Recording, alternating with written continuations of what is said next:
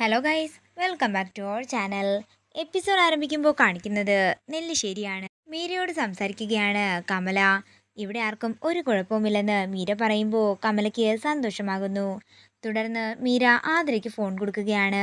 മാഷിൻ്റെയും കമലയുടെയും വിശേഷങ്ങളെല്ലാം തിരക്കിയിട്ട് ആതിര പറയുകയാണ്, അമ്മേ അനൂപേട്ടനോട് പറയണം എല്ലാത്തിനും എന്നോട് ക്ഷമിക്കാൻ. അതേസമയം അർച്ചനയും സച്ചിയും കൂടി താഴേക്ക് വരുമ്പോൾ ആതിര അർച്ചനയുടെ കയ്യിലേക്ക് ഫോൺ കൊടുക്കുകയാണ്. ആതിരയെ നന്നായി നോക്കണമെന്ന് മീരയോടും അർച്ചനയോടും കമല പറയുകയാണ്. അത് പിന്നെ അമ്മ പറയേണ്ട കാര്യമില്ല, ഞങ്ങൾ അവളെ നന്നായി തന്നെ നോക്കിക്കോളാം.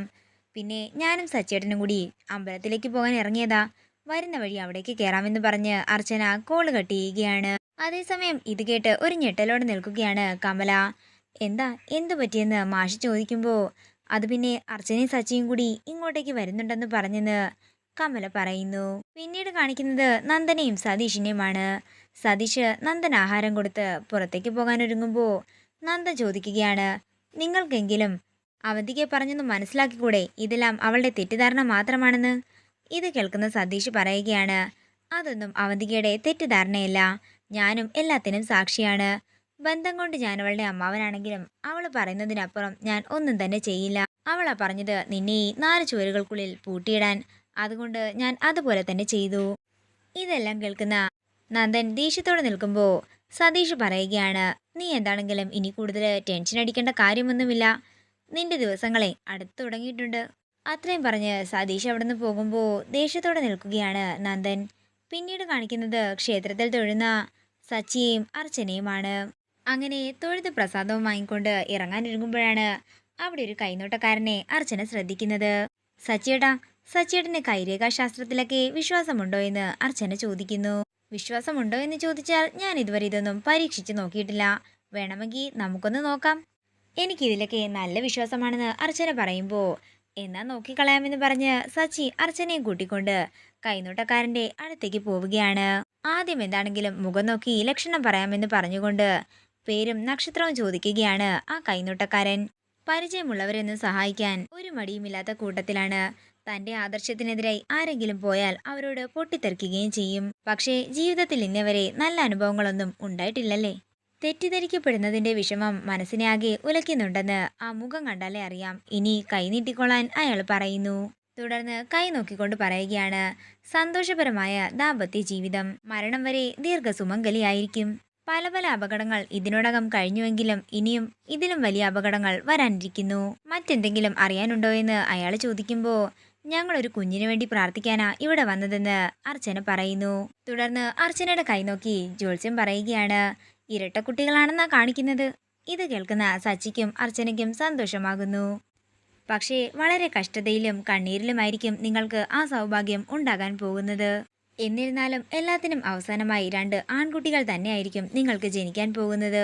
വരാൻ പോകുന്ന ആപത്തുകളെല്ലാം ചെറുക്കാൻ തനിക്ക് ശക്തി തരണേയെന്ന് അർച്ചനയും സച്ചിയും കൂടി പ്രാർത്ഥിക്കുകയാണ്. പിന്നീട് കാണിക്കുന്നത് വൃന്ദാവനമാണ്. സച്ചിയും അർച്ചനയും വരുന്ന കാര്യമോർത്ത് ടെൻഷനോടെ ഇരിക്കുകയാണ് കമല.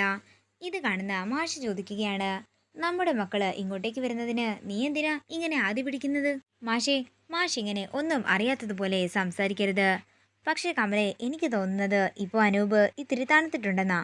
എന്നിട്ടാണോ കഴിഞ്ഞ ദിവസം കൂടി അവൻ മീരെ തിരിച്ചു വിളിക്കാനായി ഇവിടെ നിറങ്ങിയത്? നമ്മൾ രണ്ടുപേരും കൂടി കാല് പിടിച്ച പോലെ പറഞ്ഞിട്ടാ അവൻ തിരിച്ച് അകത്തേക്ക് കയറിയത്. അതേസമയം അമ്മയെന്ന് വിളിച്ചുകൊണ്ട് അങ്ങോട്ടേക്ക് അർച്ചന വരികയാണ്.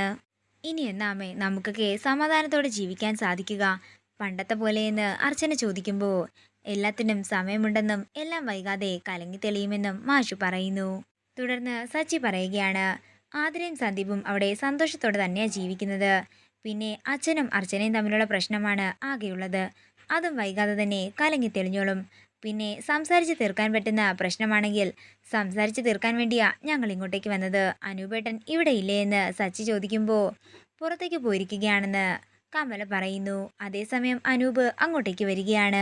തുടർന്ന് അനൂപിനോട് അർച്ചന സമാധാനത്തോടെ സംസാരിക്കാൻ ആരംഭിക്കുമ്പോൾ അനൂപ് അർച്ചനയോട് പൊട്ടിത്തെറിക്കുകയാണ്.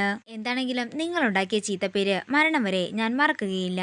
നിന്നെയും അവളെയും ഈ വീട്ടിൽ കയറ്റരുതെന്ന് ഞാൻ തീരുമാനിച്ചിരുന്നതാ. ഞാനില്ലാത്ത തക്കം നോക്കി നീ വീട്ടിൽ കയറിയല്ലേ എന്ന് അനൂപ് അർച്ചനയോട് ചോദിക്കുന്നു. അനൂപേട്ട, ഞങ്ങൾ അനൂപേട്ടനോട് സംസാരിക്കാൻ വേണ്ടിയാ വന്നതെന്ന് സച്ചി പറയുമ്പോൾ എനിക്ക് സച്ചിയോട് പിണക്കമൊന്നുമില്ലെന്നും സ്വന്തം സഹോദരനെ പോലെ ഭർത്താവിനെയും ചതിച്ചവളാ എൻ്റെ ഈ പുന്നാര പെങ്ങള്. അതുകൊണ്ട് ഇവളുടെ വക്കാലത്ത് സച്ചി എന്നോട് പറയണ്ട. ഈ നിമിഷം നീ ഇവിടുന്ന് ഇറങ്ങിക്കോണം. ഇനിമേലാൽ ഇങ്ങോട്ടേക്ക് വരാനും പാടില്ലെന്ന് അനൂപ് പറയുമ്പോൾ ഇതെല്ലാം കേട്ട് ആകെ തകർന്നു നിൽക്കുകയാണ് അർച്ചന. ഇത് കേൾക്കുന്ന മാഷ് പറയുകയാണ്, അനൂപ് ഇവിടെ തീരുമാനങ്ങൾ പറയാം. നീ എന്തൊക്കെ തീരുമാനങ്ങൾ പറഞ്ഞാലും അവസാനത്തെ തീരുമാനം ഈ നിൽക്കുന്ന എൻ്റെ ആയിരിക്കും. എന്നെ ചിതയിലേക്ക് എടുത്തതിന് ശേഷം മതി നിന്റെ തീരുമാനങ്ങളെല്ലാം നടപ്പാക്കുന്നത്. എൻ്റെ മക്കള് ഞാനും ഇവളും ജീവനോടെ ഇരിക്കുന്ന കാലത്തോളം ഇവിടെ വരികയും ചെയ്യും പോവുകയും ചെയ്യും. അതൊക്കെ ഞങ്ങളുടെ ഇഷ്ടമാണ്. പിന്നെ നിനക്കിവരെ കാണാൻ താല്പര്യമില്ലെങ്കിൽ ഇവർ വരുമ്പോൾ നിനക്ക് എങ്ങോട്ടെങ്കിലും പോകാമെന്നും മാഷ് പറയുന്നു. ഇതൊക്കെ കേട്ട് ഞെട്ടലോടെ നിൽക്കുകയാണ് അർച്ചനയും സച്ചിയും. ഇതോടുകൂടി ഇന്നത്തെ എപ്പിസോഡ് ഇവിടെ തീരുകയാണ്.